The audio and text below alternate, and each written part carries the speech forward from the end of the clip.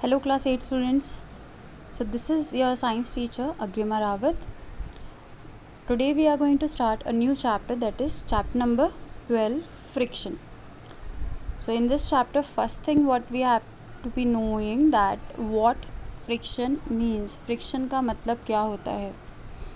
हिंदी में फ्रिक्शन को बोलते हैं घर्षण. अब फ्रिक्शन एक तरह की फोर्स है, ठीक है, एक तरह की फोर्स जो कि अपोजिट लगती है हमेशा. जैसे आपके सामने अगर एक टेबल रखी है और आप उसको धक्का मार रहे हैं तो आपको थोड़ी सी दिक्कत होती है इसे खिसकाने में, है ना. क्यों दिक्कत हो रही है? क्योंकि नीचे से जो फर्श है, जो फ्लोर है रूम का, वो फ्रिक्शन फोर्स दे रहा है अपोजिट. आप जिस डायरेक्शन में फोर्स लगा रहे हो उस चीज़ को हिलाने के लिए, उससे अपोजिट साइड में फ्रिक्शनल फोर्स लगती है, ठीक है. जैसे कि इस पिक्चर में हम देख सकते हैं. मान लेते हैं आप यहाँ पे खड़े हैं,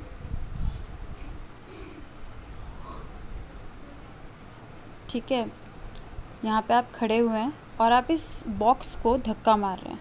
आपकी डायरेक्शन क्या है? अप्लाइड फोर्स की डायरेक्शन क्या है आपकी? दिस साइड, ठीक है, दिख रहा है यहाँ पे.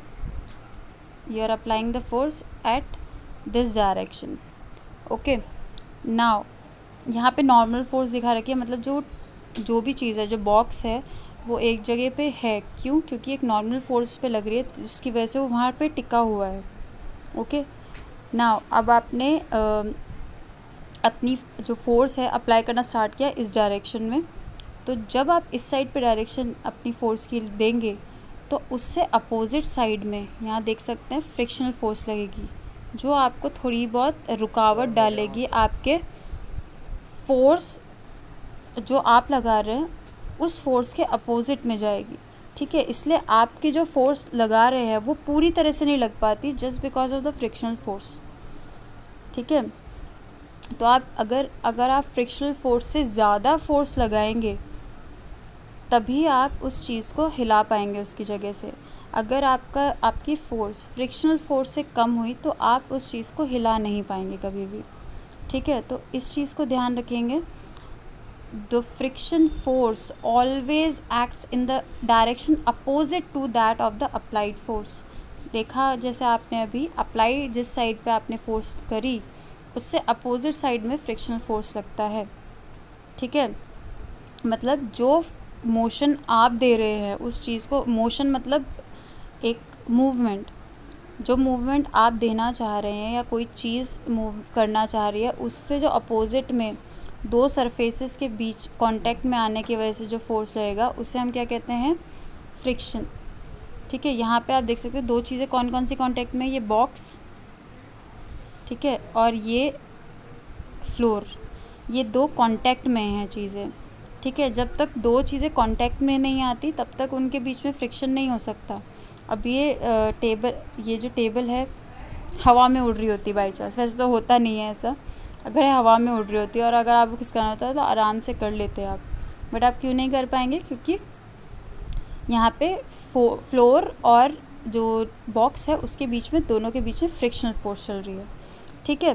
क्लियर अबाउट फ्रिक्शन नाउ, ठीक है. तो फ्रिक्शन क्या है? एक फोर्स है, इस चीज़ का ध्यान रखेंगे. फ्रिक्शन क्या है? एक फोर्स है जो कि अपोज करती है. अपोज मतलब अपोजिट, ठीक है, एक तरह से रुकावट लाती है. जो रिलेटिव मोशन है, रिलेटिव मोशन मतलब जो मोशन लगा रहे हैं, जो फोर्स लगा रहे हैं, ठीक है, मूवमेंट जो चल रहा है, कि इनके बीच में दो सरफेसेस के बीच में जो कांटेक्ट में एक दूसरे से, तो वो रिलेटिव मोशन को अपोज करता है हमेशा फ्रिक्शन, ठीक है. बात समझ आई?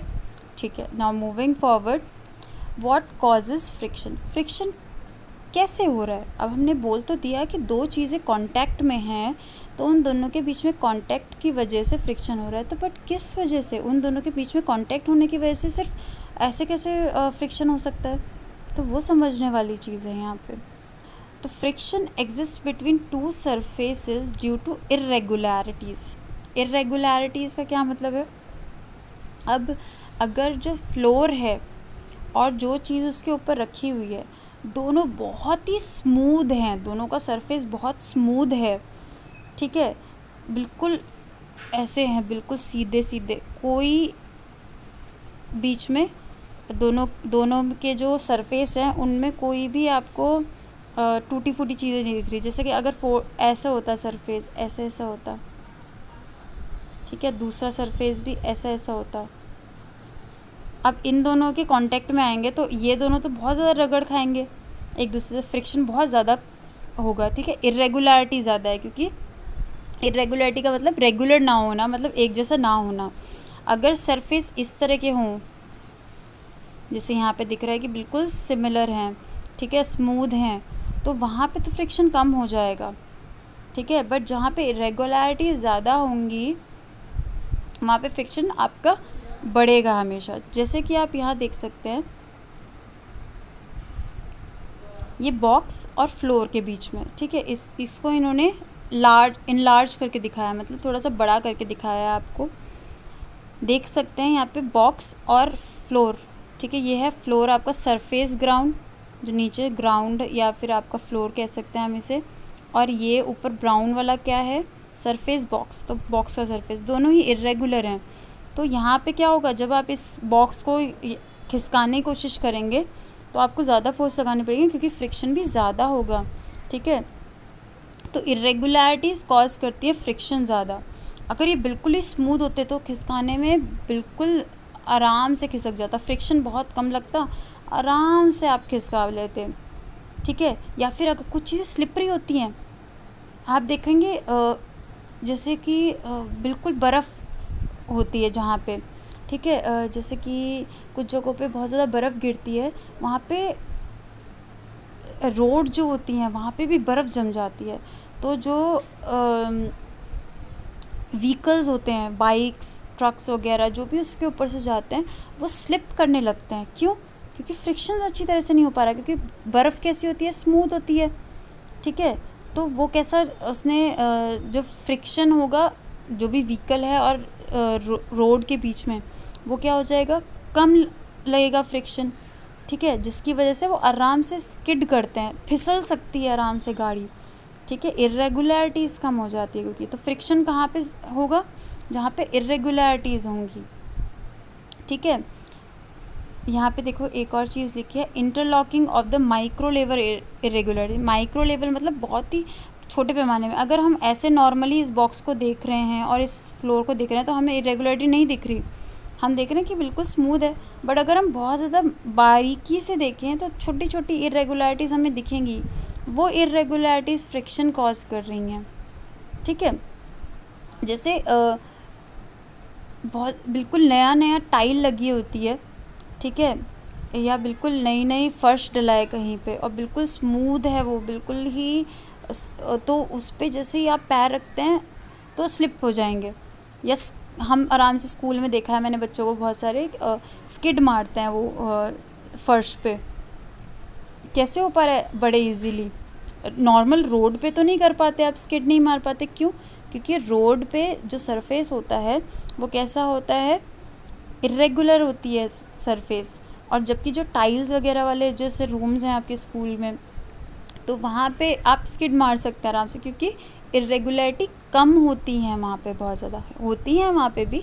हम ये नहीं कह सकते कि इसमें इरेगुलरिटी बिल्कुल नहीं होती।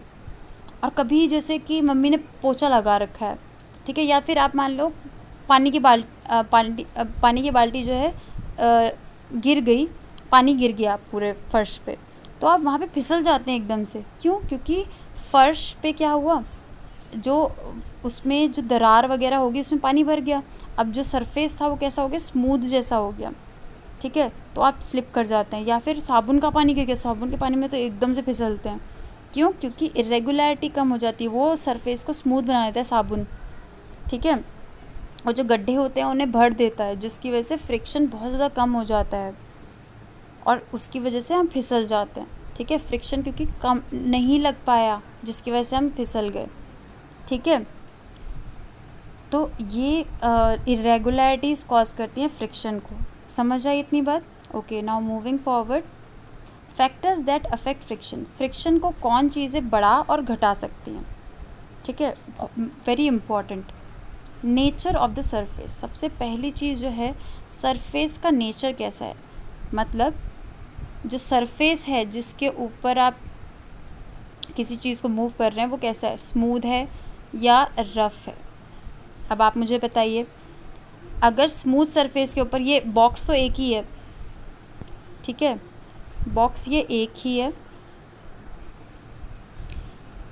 जो सरफेस है नीचे का वो अलग अलग है। ये वाला स्मूथ है, पहला वाला जो स्मूथ है, दूसरा वाला रफ़ है, ठीक है। तो आप मुझे बताइए यहाँ पे फ्रिक्शन कहाँ ज़्यादा लगेगा और कहाँ कम। बहुत इजी है ना।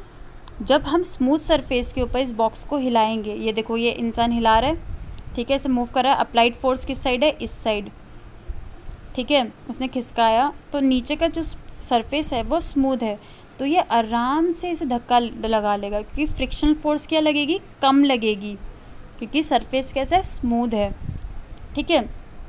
अब वहीं पे ये बॉक्स रफ सरफेस के ऊपर रखा हुआ है, अब इसको खिसकाने के लिए इसको ये धक्का मार रहा है, इस साइड पे फ्रिक्शन लग रहा है ज़्यादा, तो इसको जो धक्का मार रहा है वो भी ज़्यादा लगाना पड़ेगा, ठीक है। फ्रिक्शन ज़्यादा कहाँ पे होगी, रफ़ सरफेस में ज़्यादा होगी। तो सरफेस का नेचर बहुत ज़्यादा इम्पॉर्टेंट है इस चीज़ में, कि आपको धक्का कितना मारना पड़ेगा, आपकी फ़ोर्स कितनी लगानी पड़ेगी आपको, वो किस पे डिपेंड करता है, एक तो नेचर ऑफ सरफेस पे, ठीक है। Okay, now the next thing, weight of the object, very important. अब सरफेस तो चलो मान लिया स्मूथ है, बट चीज़ बहुत ज़्यादा भारी रख दी, ये जैसे पहले केस में देख रहे हैं, जो ये बॉक्स है ये बहुत ज़्यादा भारी है, तो बॉक्स जो है इस फ्लोर के साथ क्या लगाएगा, एक तरह से इसका कांटेक्ट ज़्यादा होगा, ठीक है, वेट, क्योंकि नीचे की साइड ग्रेविटी भी तो लग रही है ना, तो नीचे की साइड भी फोर्स लग रहा है एक, तो फ्रिक्शन क्या होगा यहाँ पे ज़्यादा लगेगा इस वाले केस में। अब दूसरे वाले केस में क्या हुआ है, जो बॉक्स का साइज़ है, जो वेट है वो छोटा है, ठीक है, कम हो गया है, तो इस इंसान को, इसी इंसान को इसी बॉक्स को हिलाने में अब कम फोर्स लगानी पड़ेगी। क्यों, क्योंकि अब फ्रिक्शन कम लगेगा, क्योंकि बॉक्स का वेट कम है। तो इसका मतलब कि अगर जो आपकी चीज़ है वो भारी है तो फ्रिक्शन भी ज़्यादा लगेगा, और अगर वही आपकी जो चीज़ है उसका वेट कम है तो आपका फ्रिक्शन भी कम लगेगा, ठीक है, और आपको फोर्स भी कम लगानी पड़ेगी, ठीक है। बात समझ रहे हो, क्योंकि आपकी फ़ोर्स जो आप लगा रहे हो उसे खिसकाने में वो फ्रिक्शन से ज़्यादा होनी चाहिए। अगर फ्रिक्शन पहले ही कम है, फ्रिक्शनल फोर्स कम है पहले से, तो आपको भी फोर्स कम लगानी पड़ेगी, ठीक है। और अगर फ्रिक्शन फोर्स बहुत ज़्यादा है तो आपको भी फोर्स उससे ज़्यादा लगानी पड़ेगी, तभी आप उस चीज़ को खिसका पाएंगे। बात समझ रहे हैं। तो there are two factors that are going to affect the friction. First is nature of the surface, that the surface is smooth और rough. Okay, second is the weight of the object. Both are going to be affecting the surface, the contact, जो दोनों contact में चीज़ें हैं, दो surfaces contact में आ रहे हैं ना, एक तो जो ऊपर रखी है चीज़ और जो नीचे सरफेस है, दोनों ही एक तरह से रिस्पॉन्सिबल होंगे फ्रिक्शन को अफेक्ट करने के लिए। Clear? Okay okay, for this video we are going to do up to this. Okay, thank you.